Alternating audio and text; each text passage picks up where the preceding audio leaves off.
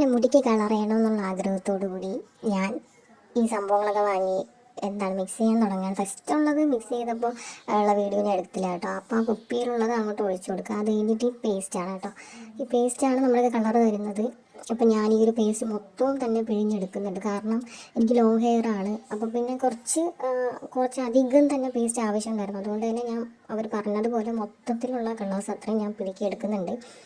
അതുപോലെ തന്നെ ഈ ഒരു ഇതായതുകൊണ്ട് തന്നെ ഈ ഒരു ട്യൂബ് ആയതുകൊണ്ട് കുറച്ച് കഷ്ടപ്പാടാണ് പുറത്തെടുക്കാൻ. എങ്കിലും ഞാൻ അതിനെ നെക്കിപ്പിഴിഞ്ഞ് എല്ലാം എടുത്തിട്ടുണ്ട്.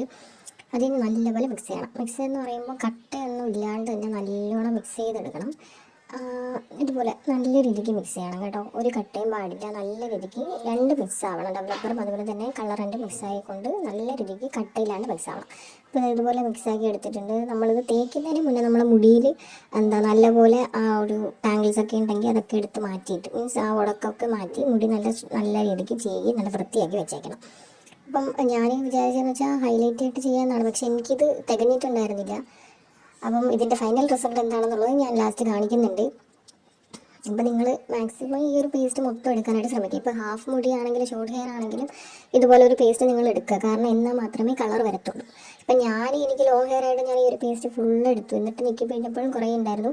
എന്നിട്ട് ഞാൻ അതെല്ലാം എടുത്ത് മിക്സ് ചെയ്ത് റെഡിയാക്കി എടുത്തതാണ്. പക്ഷേ എന്നിട്ടും കൂടെ എൻ്റെ ഹെയറിൽ അപ്ലൈ ചെയ്തപ്പോൾ എനിക്ക് തികഞ്ഞില്ല എന്നുള്ളതാണ്.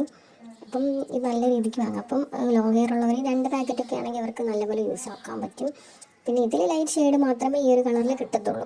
നമ്മൾ വിചാരിക്കുന്ന പോലെ ഈ പടത്തിൽ ഈ പിക്ചറിൽ കാണിക്കുന്ന പോലെ അത്രയ്ക്കുള്ള കളറൊന്നും കിട്ടത്തില്ല. ഇതുപോലെ ലൈറ്റ് ഷെയ്ഡായിട്ടേ കിട്ടത്തുള്ളൂ.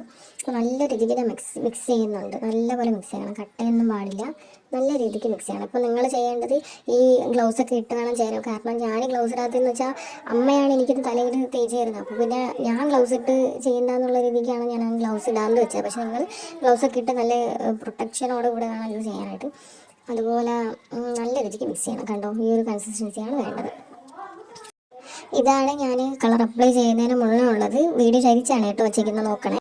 ഇത് കളർ അപ്ലൈ ചെയ്തിട്ടുള്ള വീഡിയോ ആണ്. നമ്മൾ വിചാരിക്കും നല്ല രീതിയിൽ കളർ വന്നത്. അത്രയ്ക്കുള്ള കളറൊന്നുമില്ല. നമുക്ക് പുറമേ നോക്കുമ്പോൾ ഒന്നും കാണാൻ പറ്റത്തില്ല. ഇത് വെയിലത്തോട്ട് പോകുമ്പോൾ കുറച്ച് ആ ഒരു ബ്രൗൺ ഷെയ്ഡ് പോലെ നമുക്ക് തോന്നും, അത്രേ ഉള്ളൂ. അപ്പം ഞാൻ വിചാരിക്കുന്നത് വെച്ചാൽ 2 പാക്കറ്റ് നമ്മൾ യൂസ് ചെയ്തിരുന്നതാണെങ്കിൽ മേ ബി നല്ല കളർ വരാനുള്ള ചാൻസസ് ഉണ്ട്. കാരണം ഇതെന്ന് വെച്ചാൽ എനിക്ക് ഒരുപാട് കളർ വന്നതായിട്ട് എനിക്ക് തോന്നുന്നില്ല. ഈ പാക്ക് ആണെങ്കിൽ നമുക്ക് കളർ യൂസ് ചെയ്തിട്ടില്ല, പക്ഷെ വെയിലത്തൊക്കെ നിൽക്കുമ്പം ഈ ഒരു ബ്രൗൺ ഷെയ്ഡ് കിട്ടാനാണെങ്കിൽ ഈ ഒരു കളർ പാക്ക് നല്ലതാണ്. ഇല്ലാന്നാണെങ്കിൽ നമുക്ക് കുറച്ചും കൂടി നല്ല രീതിക്ക് കളർ കിട്ടുന്ന ഇതുപോലെ തന്നെ 2 പാക്ക് യൂസ് ചെയ്യാം. ഇപ്പം എനിക്ക് വെയിലത്തൊക്കെ നിൽക്കുമ്പോൾ വെയിലിൻ്റെ കളർ അടിച്ചിട്ട് കുറച്ച് നല്ല ഷെയ്ഡ് വരുന്നുണ്ട്. അല്ലാതെ നമുക്ക് കാണുമ്പോൾ കാണാം. എനിക്ക് തോന്നുന്നു ഈ ഒരു വീഡിയോയിൽ നല്ലോണം കാണാൻ പറ്റുന്നുണ്ട്. സത്യം പറഞ്ഞാൽ എൻ്റെ മുടി കുറച്ച് ബ്ലാക്ക് ആണ്. പക്ഷേ ഞാൻ ആ കളർ അപ്ലൈ ചെയ്തിട്ട് ഇപ്പോൾ ഞാൻ വെയിലത്താണ് നിൽക്കുന്നത്. പക്ഷെ എന്നിട്ടും ഒരു ചേഞ്ച് ഉള്ളതായിട്ട് എനിക്ക് തോന്നുന്നില്ല. അപ്പോൾ അടപടലം. Okay, bye guys.